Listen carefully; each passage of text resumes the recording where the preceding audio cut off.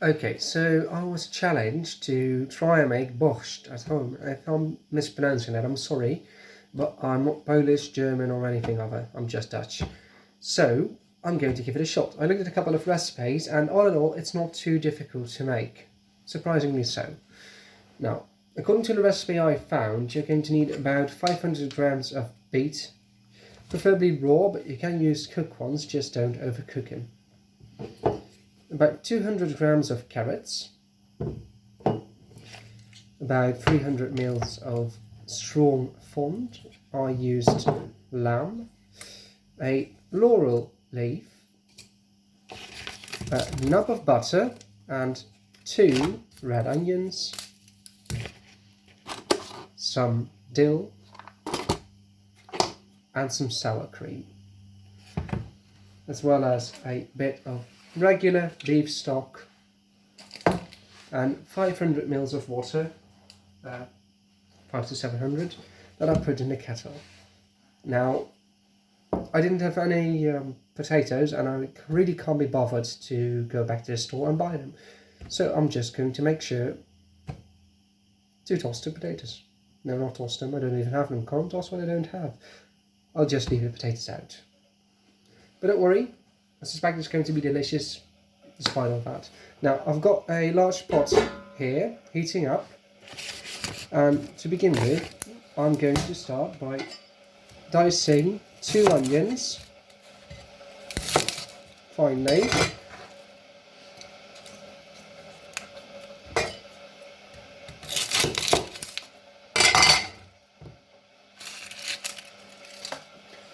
And if you have a somewhat small chopping board, do try and keep things clean. I always peel off the first layer of my onions. Makes peeling them a lot easier, less of a hassle. And the first layer of an onion is always a bit tough, so you know,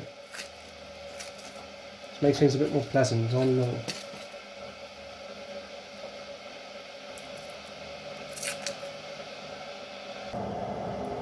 Also, I forgot to mention, you are going to add a bit of garlic. You can use fresh ones, if so use 2 cloves, or just use a little handful of dried garlic chips, which is all I have for now. So just start by dicing your onion. I'm going to use my trusty old cleaver.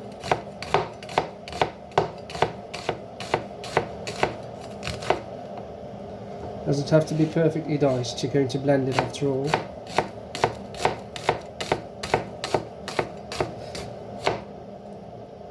Go.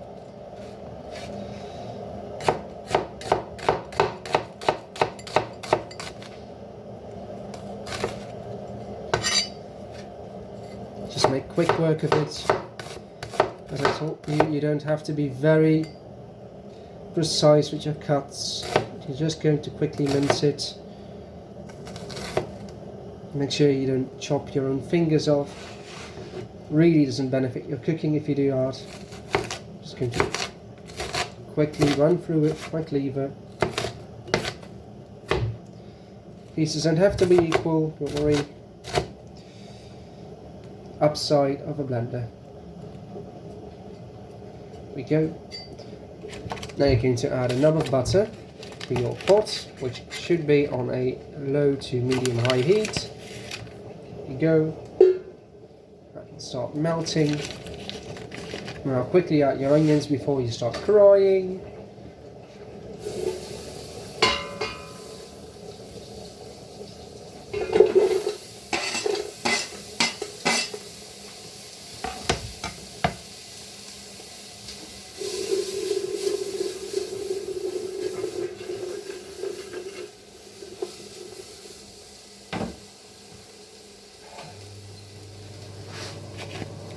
Now get your garlic. If you're using fresh garlic, don't dice it too finely, you don't want it to burn. I'm using these chips. These won't burn that quickly. I'm just going to toss them in immediately. Now I have my carrots here. These are just from the farm for me and my parents. Same ones as we give to the horses, so they're not that pretty looking. So I'm just going to take off these slightly unappealing looking bits. These are perfectly fine carrots though, so don't fret. And I'm just going to quickly chop these up. There's butter on them.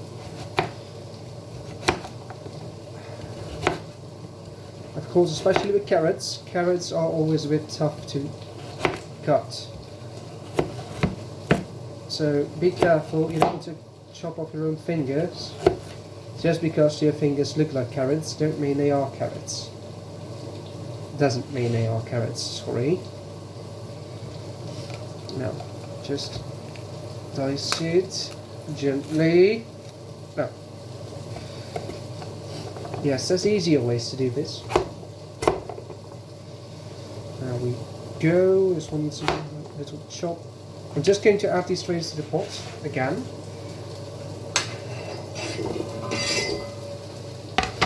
Quickly clean up my chopping block. And I'll be right back. So for anyone who has a small kitchen, here's my tip. Clean up in between. Don't wait until the end to start cleaning. Just do it while you're cooking. Stupid sleeves. So next up, get your beets.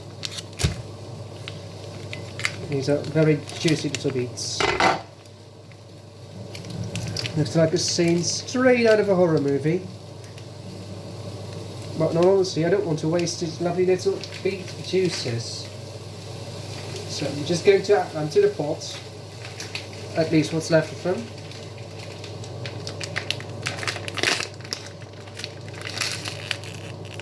And these are really nice, big, juicy beets. Really lovely red colour on them. And these are already cooked, so I'm just going to give these a very rough chop. Again, we seem to be really enjoying roughly chopping my vegetables today. These really look good. Also, beets are really nice if you oil them slightly, hit them with a good pinch of salt and pepper, and roast them in the oven on about 250 degrees Celsius until they will either crisp up a bit or become really deeply coloured. And you have golden beets and red beets, even purple ones if I'm not mistaken. So keep that in mind, and that way you can have a lovely festive looking beet platter. And well, beets are lovely and sweet and nutritious, so always a good way to incorporate more veggies into your daily lifestyle. You don't have to eat beets all day, don't worry.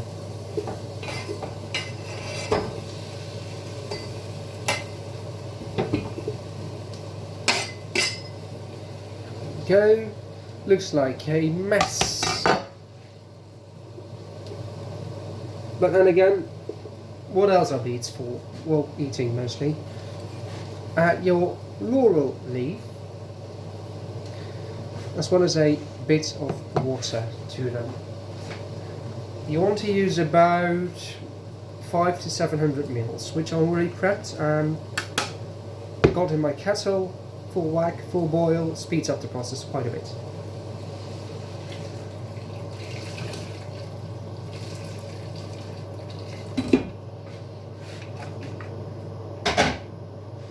Now, to go along with your normal water, you're going to use a fond, and a fond is basically a very strong stock. Let me just...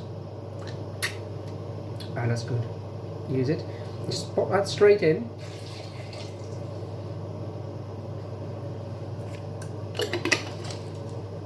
And about 1 stock cube, or 1 spoon of powdered stock. Stock powder, powdered stock. Now, for the final bit, we're just going to quickly give our chopping block a bit of a wash up. We only use vegetables, so there's no need to worry about cross-contamination or anything like that, which I suppose is a very big benefit of this kind of vegetarian cooking. Well, it's not really vegetarian, it's It's not vegetarian at all, never mind. It's good cooking, lovely cooking. I'm not a vegetarian, I'm not vegan. I'm just someone who loves food. I'm omnivore. Where was I going with this? Right. Dill. Now, depending on how much dill you like, you're going to use a bit more or a bit less.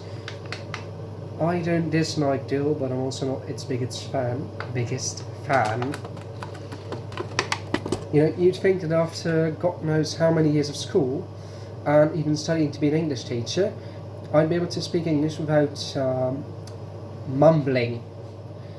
But unfortunately, I don't think I'll ever stop mumbling until the day I die. So there we go, we've got our dill. So I'm not using too much.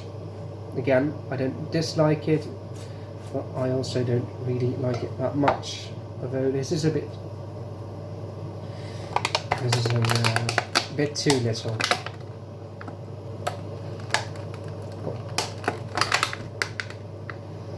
Might as well use a bit more, right? And the thing is with fresh herbs, you don't want to add them at the beginning of a cooking process. Really, you don't. It will be a very big waste of your herbs. If you're using dried herbs, you need to use them at the beginning because those take a bit more time to release their flavour. I'm just going to chop these up, stalk and all.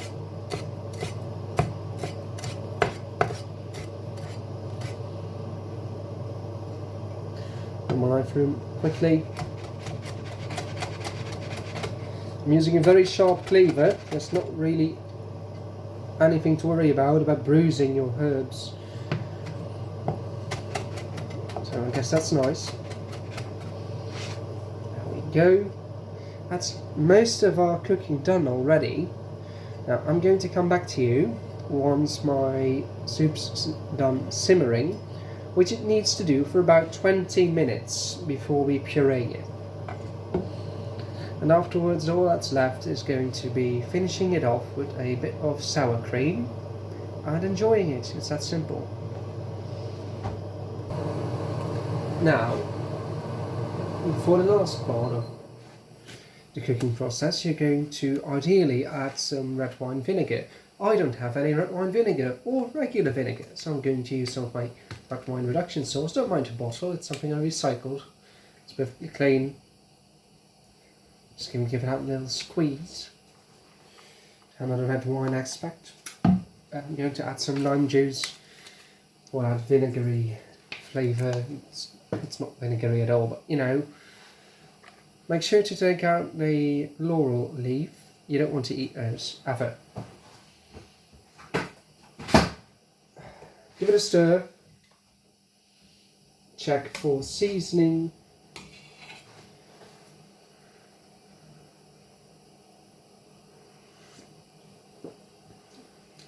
That's nice. Now, get ready to make some noise.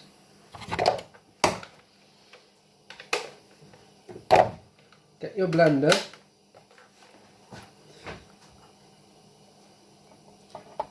And just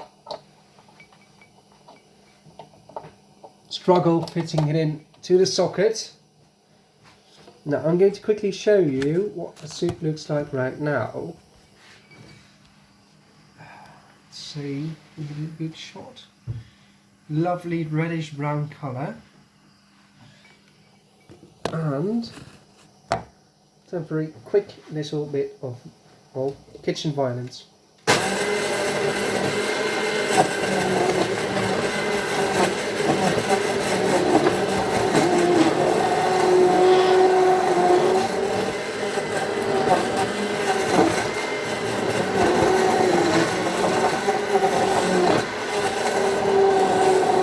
Just fast forward a bit. Now for the final touch, I'm going to add a bit of the finely chopped dill and stir that through my soup, keeping some of the dill for a bit of decoration in the end. Of course, if you decorate with herbs, you're always going to taste them, so keep that in mind. There we go. I can use a bit more. Made a surprisingly large amount of soup. Let's see. Yeah, that looks about all right.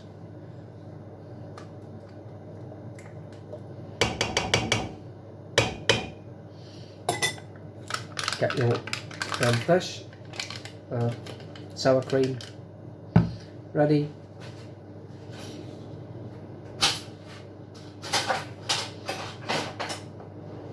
I only have a little ladle to use right now.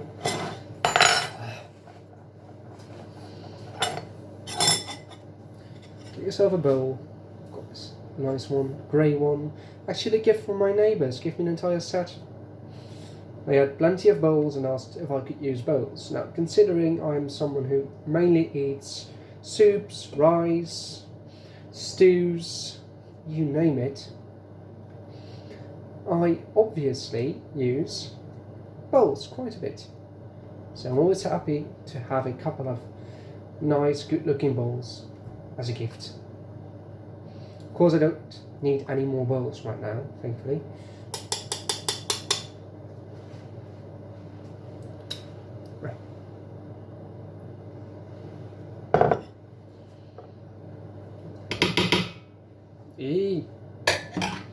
Stay. Now, if you're doing this for your guests, use a new spoon. I'm doing this for myself, so I don't have to. Get a bit of your sour cream, toss it on, a bit of your fresh herbs. There we go, let's get that sour cream a bit more into the spotlight. Stir it through gently.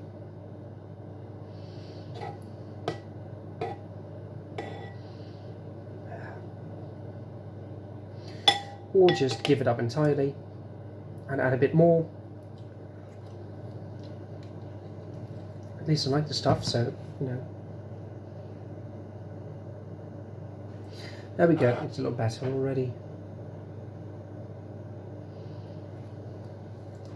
A bit more salt and pepper. Or in my case, as I like a bit of spice, a bit of sriracha. Winds up looking fairly decent, and I'll just show you guys the result.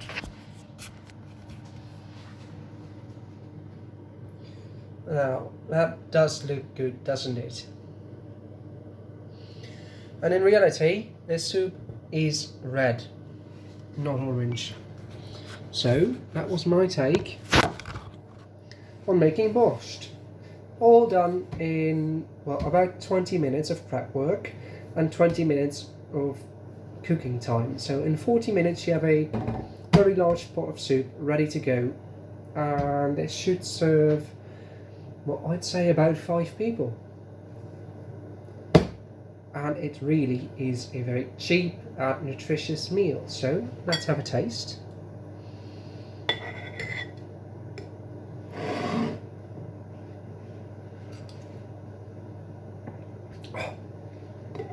Yeah, that's good. That's good. Now, if you'll excuse me, I'm going to pick out